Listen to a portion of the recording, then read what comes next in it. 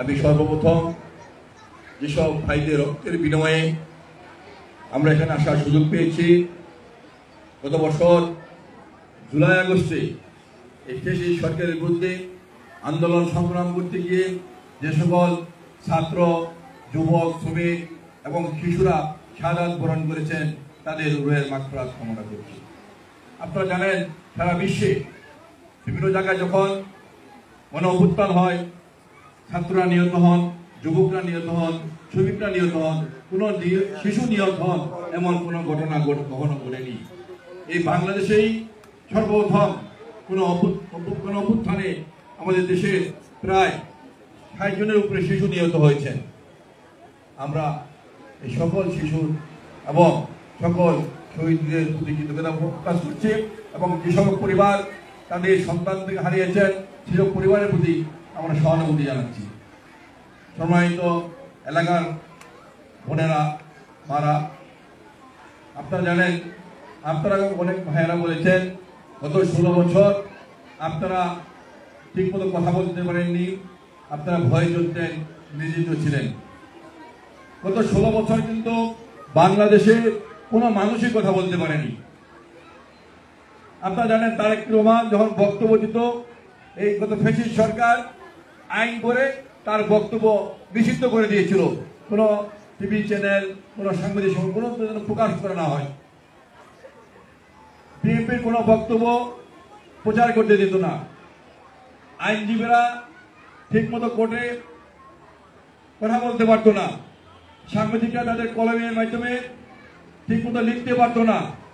আলেম সমাজ ঠিকমতো কথা বলতে পারতো না। অনেক জুমার দিন খতিবরা বয়ান করতে গিয়ে লাঞ্ছিত হয়েছেন, নির্যাতিত হয়েছেন, মিথ্যা মামলা খেয়ে জেলখানা যেতে হয়েছে। অনেক ওয়াজ মাহফিলে অনেক আলেমরা বক্তব্য দিতে গিয়ে লাঞ্ছিত হয়েছেন, মিথ্যা মামলা খেয়ে তাকে জেলে যেতে হয়েছে। অর্থাৎ বাংলাদেশের কোনো মানুষই কথা বলতে পারেনি। আজকে আমরা সে অবস্থা থেকে মুক্ত হয়েছি। এই মুক্ত হয়েছি তারেক রহমানের নেতৃত্বে আন্দোলন সংগ্রাম করে দীর্ঘ 16 বছর পরে। কোনো আন্দোলনে কিন্তু একদিনে সফল হয় না। ফোটা ফোটা করে দানা বেঁধে তারপরে কিন্তু এটা বিস্ফোরণ হয়ে সেটাকে কার্যকর হয়। তেমনি ভাবে সেই 16 বছর পূর্বে থেকে তারেক রহমানের নেতৃত্বে যখন আমরা আন্দোলন শুরু করেছিলাম, সেই আন্দোলন ফোটা ফোটা ভাবে দানা বেঁধে গত বছর জুলাই আগস্টে বিস্ফোরণ হয়ে শেখ হাসিনা সহ আওয়ামী লীগের মাথার উপর পড়েছে, তারা এই দেশ থেকে পালিয়ে গিয়েছে। আজকে আমরা মুক্ত, অনেক রক্তের বিনিময়ে আজকে আমরা মুক্ত হয়েছি। এই কারণেই আজকে আমরা এখানে উপস্থিত হতে পেরেছি। আমাদের মাঝে উপস্থিত আছেন আমার শ্রদ্ধাভাজন বড় ভাই ইউসুফ ভাই, যার সাথে একসাথে না বলে আমি একসাথে রাজনীতি করেছি। এখানে উপস্থিত আছেন আমার সহযোগিতা বন্ধু কামাল। এখানে উপস্থিত আছেন আমাদের শ্রীপত্র থানা বিএনপির যুগ্ম আহ্বায়ক জনতার কাউন্সিলর হুমায়ুন আহমেদ।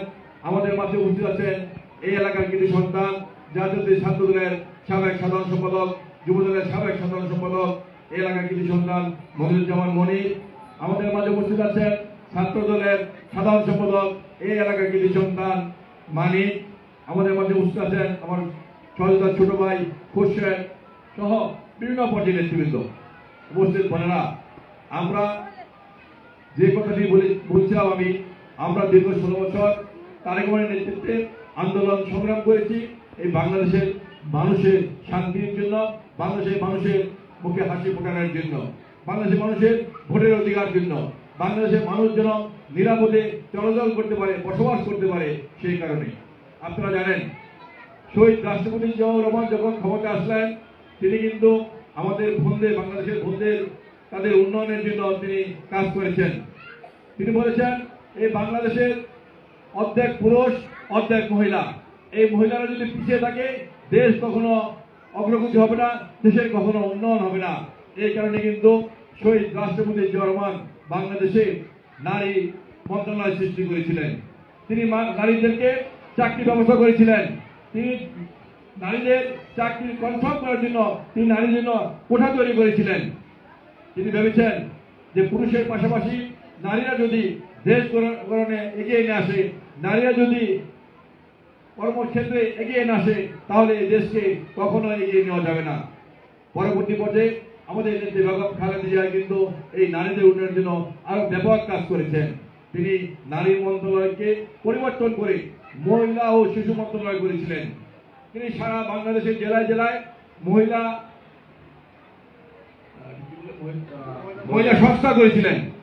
সারা বাংলাদেশের জেলায় জেলায় মহিলাদের উন্নয়নের জন্য, মহিলাদের সেবা করার জন্য, মহিলাদের বিভিন্ন সমস্যা দেখার জন্য মহিলা সংস্থা করেছিলেন সারা বাংলাদেশের জেলায় জেলায়। তিনি কিন্তু মহিলাদেরকে, মেয়েদেরকে শিক্ষা দেওয়ার জন্য উপবৃত্তি সৃষ্টি করেছিলেন। তিনি কিন্তু খাদ্যের বিনিময়ে এই মহিলাদেরকে, বাচ্চা মেয়েদেরকে স্কুলে পড়া লাগার জন্য খাদ্যের বিনিময়ে শিক্ষা ব্যবস্থা তিনি চালু করেছিলেন। এমনি ভাবে মহিলাদের উন্নয়নের জন্য বিএনপি তথা শহীদ রাষ্ট্রপতি জিয়াউর রহমান এবং বেগম জিয়া কাজ করেছিলেন। আমরা মনে করি আগামী দিনে যদি আবার বিএনপি ক্ষমতায় আসে, ইনশাল্লাহ, যেহেতু আমাদের নেতা বিএনপি প্রতিষ্ঠাতা শহীদ রাষ্ট্রপতি জিয়াউর রহমান বলেছিলেন, বাংলাদেশের অর্ধেক পুরুষ অর্ধেক মহিলা, মহিলারা যদি পিছিয়ে পড়ে দেশ কখনো এগিয়ে যাবে না। তাই আমরা আগামী দিনও আমরা এই শহীদ জিয়াউর রহমানের সেই আদর্শকে আমরা বুকে ধারণ করে আমরা মহিলাদের উন্নয়নের জন্য কাজ করব। অর্ধেক পুরুষ অর্ধেক মহিলা আমরা সবাই মিলে এই দেশকে করব। আমাদের নেতা তারেক রহমান 31 দফা দিয়েছেন রাষ্ট্র মেরামতের জন্য। আমাদের নেতা তারেক রহমান 31 দফা দিয়েছেন রাষ্ট্র মেরামতের জন্য। আমরা 31 দফার ভিতরে মহিলাদের অর্থনৈতিক উন্নয়নের জন্য, মহিলাদের কর্মক্ষেত্রে অগ্রগতির জন্য বিশেষ একটি দফা আছে। আমরা মনে করি সেই বিএনপি যদি ক্ষমতা আসে, আমরা যদি সেই 31 দফা আমরা বাস্তবায়ন করতে পারি, সেখানে কিন্তু মহিলাদের উন্নয়নের জন্য, মহিলাদের কর্মক্ষেত্রে সকল কিছু বিদ্যমান আছে। আমরা আশা করি মহিলাদের সকল কিছু উন্নয়ন, কর্মক্ষেত্রে সকল সুবিধা ইনশাআল্লাহ থাকবে। প্রিয় বোনেরা, আমি ব্যক্তিগতভাবে আপনাদের কাছে আমি কৃতজ্ঞ। গত 18 সনে বিএনপি আমাকে মনোনয়ন দিয়েছিলেন। আমি এলাকার এমপি প্রার্থী ছিলাম ধানের শীষের।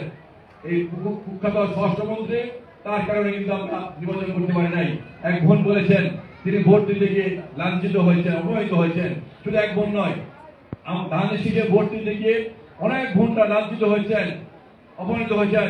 অনেক বোনদেরকে ঘন্টার পর ঘন্টা আটকে রাখা হয়েছিল। আমি যারা লাঞ্ছিত হয়েছেন, নির্যাতিত হয়েছেন, সেসব বোনদের কাছে আমি ক্ষমা চাচ্ছি এবং কৃতজ্ঞতা প্রকাশ করছি। আমরা আগামী দিনে আপনাদেরকে সাথে নেই, এই এলাকার সবার অধিকার আমরা আদায় করবো ইনশাল্লাহ। আমাদের এলাকায় কয়েকজন ভুল বলেছেন, আমরা যেন নির্ভয় এলাকায় যোগাযোগ করতে পারি। আমি বিশ্বাস করে বিএনপি যে কথাটি বিএনপি প্রতিষ্ঠাতা তারেক শহীদ রাষ্ট্রপতি জিয়াউর রহমান বলেছিলেন, অর্ধেক পুরুষ অর্ধেক মহিলা। তাই মহিলাদের উন্নয়ন না হলে দেশের উন্নয়ন হবে না, আর এই এলাকার মহিলাদের উন্নয়ন না হলে এই এলাকার উন্নয়ন হবে না। তাই আমাদের এই এলাকার মহিলারা তারা নির্ভয়ে তাদের কর্মকাণ্ড করতে পারবে, নির্ভয়ে চলাচল করতে পারবে। যদি কোনো সমস্যা হয় তাহলে ইনশাআল্লাহ এই এলাকার বিএনপি নেতৃবৃন্দ অবশ্যই সমাধান করার জন্য চেষ্টা করবে। আনন্দমা আমি ইনশাআল্লাহ আপনাদের পাশে থেকে এই সব এলাকার সমস্যার সমাধান ইনশাআল্লাহ করবে ইনশাআল্লাহ। এই এলাকায় প্রথম যে সমস্যাগুলো আছে সেটি হলো, সবচেয়ে বড় সমস্যা হলো মাদকের সমস্যা। আমি কিন্তু প্রশাসনের কাছে আমি বলেছিলাম, এই শিল্প এলাকায় কয়েকটি জায়গায় প্রকাশ্যে মাদকের ব্যবসা হয়। সেটি হলো পরিণতিক মাঠের দুই পাশে, এই কুড়িপাড়ায় পদ্মার পিছনে আগের যে লাল মাঠ, এখন পর্যন্ত সম্ভবত বউবাজার, এই বউবাজার এলাকায় এবং বিজেপি স্কুলের সামনে অর্থাৎ 14 নম্বর এবং এফডিসি গেটের সামনে, এই 4টি এলাকায় প্রকাশ্যে মাদকের ব্যবসা হয়। আমি বারবার প্রশাসনের কাছে অনুরোধ করেছিলাম যে এই মাদকের ব্যবসা করো, তাদেরকে গ্রেফতার করতে হবে। কিন্তু যেহেতু আমরা অক্ষম, আমাদের দল এখনো ক্ষমতা আসেনি। আমি আপনাদের কাছে ওয়াদা দিতে পারি, যদি বিএনপি ক্ষমতায় আসে, এই এলাকায় মাদকের ব্যবসা করার কোনো সুযোগ থাকবে না। যারা এই মাদক ব্যবসা করবে তাদেরকে আমরা এই এলাকাকে বিতাড়িত করব, এই এলাকাকে ধরে আমরা পুলিশের কাছে অর্পণ করব। আরেকটি সমস্যা হলো চাঁদাবাজি। আমি পরিষ্কার কথা বলতে চাই, চাঁদাবাজরা কোনো দলের হতে পারে না, তারা চাঁদাবাজ, তারা যে দলের হোক না কেন। বিএনপির নাম ভাঙিয়ে এবং আমার নাম ভাঙিয়ে যদি কেউ চাঁদা তুলতে চায়, এলাকাবাসী মিলে আপনারা ভোটার সবাই মিলে গণধরায় দিয়ে তাকে থানায় দিয়ে দিবেন। আমি আপনাদের পাশে আছি, আমার প্রতিটি নেতাকর্মী আপনাদের পাশে থাকবে। ভয় ভয় কিছু নেই। আপনারা এলাকার সন্তান, আপনারা এলাকার মেয়ে, আপনারা এলাকার বউ, আপনারা ভয় পাবেন কেন? চাঁদাবাজ 5-6 জন, আপনারা এখানে কমপক্ষে 500 বোন আছেন, 500 মা আছেন, সবাই মিলে চাঁদাবাজকে ধরে গণপিটুনি দিয়ে থানায় দিয়ে দিবেন। ভয় ভয় কিছু নেই। আমরা এই এলাকাকে চাঁদাবাজ মুক্ত করব বিএনপি ক্ষমতা আসলে ইনশাআল্লাহ। সময় তো বোন মারা, এই এলাকায় আমাদের আরেকটি সমস্যা হলো ড্রেনের সমস্যা। বৃষ্টি হলেই পানি জমে যায়। আমি বিশ্বাস করি বিএনপি যদি ক্ষমতা আসে অবশ্যই আপনাদের এই ড্রেনের সমস্যাগুলা আমরা সমাধান করব। জামাতের সেক্রেটারি সে বলেন কোরআনের আইন চেঞ্জ করা যাবে, আমরা চেঞ্জ করার সুযোগ পাবো। এটা কি সম্ভব পৃথিবীতে? কোরআনে একটি দাগও চেঞ্জ করার ক্ষমতা নেই। অর্থাৎ আবার জামাতের নেতা বলেন কোরআনের আইন চেঞ্জ করা যাবে, এই সময় আমাদের হবে। এই ক্ষমতা জাগার জন্য ইসলামীরা ধ্বংস করে দিচ্ছে। আবার এক নেতা বললেন আমাদের বিবি খাদিজা, তিনি নামাজ পড়তেন না, রোজা রাখতেন না, তিনি ইবাদত করতেন না, তিনি ঠিক মতো পর্দাও করতেন না, কিন্তু আল্লাহ তাআলা তাকে বেহেশতের ঘর বানিয়ে দিয়েছেন। দেখুন খাদিজা, উনি নাকি বিবি খাদিজা নাকি নামাজ পড়েন নাই, কোরআন পড়েন, পর্দাও করেন নাই। কত বড় হাম্বক! ক্ষমতা যাওয়ার জন্য, একটি গোষ্ঠীকে খুশি করার জন্য যা ইচ্ছা তা বলতেছে। আজকে এই দলটি বলেন যে এই দলের প্রতীক দাঁড়িপাল্লায় ভোট না দিলে মানুষ কাফের হয়ে যাবে, দাঁড়িপাল্লায় ভোট দিলে সবাই বেহেশতে চলে যাবে। তারা বেহেশতের টিকিট বিক্রি করা শুরু করেছে। এই দলটি ক্ষমতা দেওয়ার জন্য আজকে ইসলামকে ধ্বংস করে দিচ্ছে। আমি মনে করি এরা পরিকল্পিতভাবে করছে। এটা আমাদের বুঝতে হবে। তারা সুন্দর সুন্দর কথা বলেন, আবার আপনারা কিন্তু তাদের সুন্দর কথাই কিন্তু পটে যান না। বোনরা মারা, তারা কিন্তু সুন্দর সুন্দর কথা বলে, তারা কিন্তু যখন ক্ষমতা আসতে পারে, আপনি দেখুন যেখানে তাদের শক্তি আছে অনেক জায়গায় তারা মসজিদ ধ্বংস করছে। তারা একটু হয়তো এলাকায় ক্ষমতা দর, তারা মসজিদে তারা রাজনীতি করতে চেয়েছিল, এলাকাবাসী রাজনীতি করতে যায় নাই। ওই নেতা জামাত নেতা বলেন মসজিদে যদি রাজনীতি করতে দেওয়া না হয় তাহলে সেখানে কোরআন তেলাওয়াত করতে দেওয়া হবে না। কত বড় বেঈমান! মসজিদে কোরআন তেলাওয়াত করতে দিবে না। ক্ষমতা দেওয়ার জন্য তারা পাগল হয়ে গেছে। এই পাগলদেরকে সাবধান করতে হবে, এই পাগলদেরকে এদেশ থেকে বিতাড়িত করতে হবে, এই পাগলদেরকে না বলতে হবে। তারা যখন বিভিন্ন ভাষায় যায় খুব মিষ্টি মিষ্টি কথা বলে, কিন্তু যখন একটু মাটির নিচে পা থাকে, মাটি যখন শক্ত থাকে পায়ের নিচে মাটি, তখন কিন্তু তারা উগ্র হয়ে যায়। এই উগ্রবাদীদের এদেশ থেকে রুখতে হবে। তাই আমি সবার কাছে আহ্বান থাকবো, এই যারা ইসলামকে ধ্বংস করছে, ইসলামকে বিক্রি করে দেওয়ার প্রয়াস করছে, তাদের ব্যাপারে সাবধান থাকবেন। ফিলিস্তিনিতে আমাদের মুসলমান ভাই বোনরা নির্যাতিত হচ্ছে। এই জামাত কিন্তু একটি কথাও বলছে না। ভারতে আমাদের 30 কোটি মুসলমান, সেখানে আমাদের মুসলমান ভাইদেরকে হত্যা করা হচ্ছে। কুরবানি ঈদের সময় আমাদের মুসলমান ভাইরা কিন্তু কুরবানি দিতে পারে না, কুরবানি দিলে তাদের বাড়িঘর পুড়িয়ে দেওয়া হয়। এই জামাত ইসলাম কিন্তু সেভাবে কথা বলেন না, তারা খুব ইসলামের কথা বলেন ক্ষমতা দেওয়ার জন্য।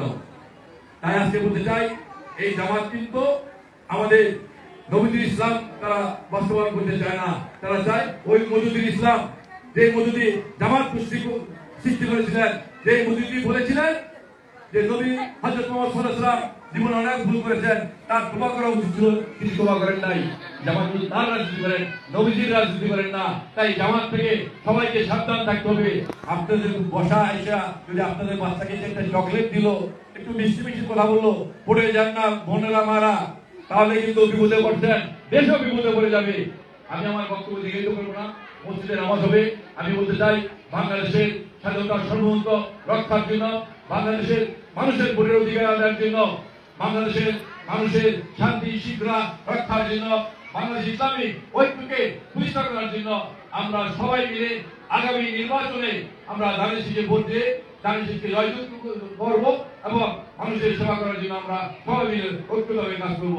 আমি শুধু বলতে চাই, আমি ব্যক্তিগতভাবে আপনাদের কাছে আমার জন্য দোয়া চাই, আমি যেন আপনাদের পাশে থাকতে পারি, আপনাদের সেবা করতে পারি, সেভাবে আপনারা আমার জন্য দোয়া করবেন, আমাকে সহযোগিতা করবেন। এই কথা বলেই সবাইকে সংগ্রামী সালাম ও অভিনন্দন জানিয়ে আমি আমার বক্তব্য শেষ করছি। খুদা হাফেজ। বাংলাদেশ জিন্দাবাদ, বাংলাদেশ জাতীয়তাবাদী দল জিন্দাবাদ, শহীদ জবরক বেগম খালেদা জিয়া জিন্দাবাদ, আমাদের প্রিয় নেতা তারেক রহমান জিন্দাবাদ, আমাদের এই কুলিপাড়ার মা ও বোনরা জিন্দাবাদ জিন্দাবাদ।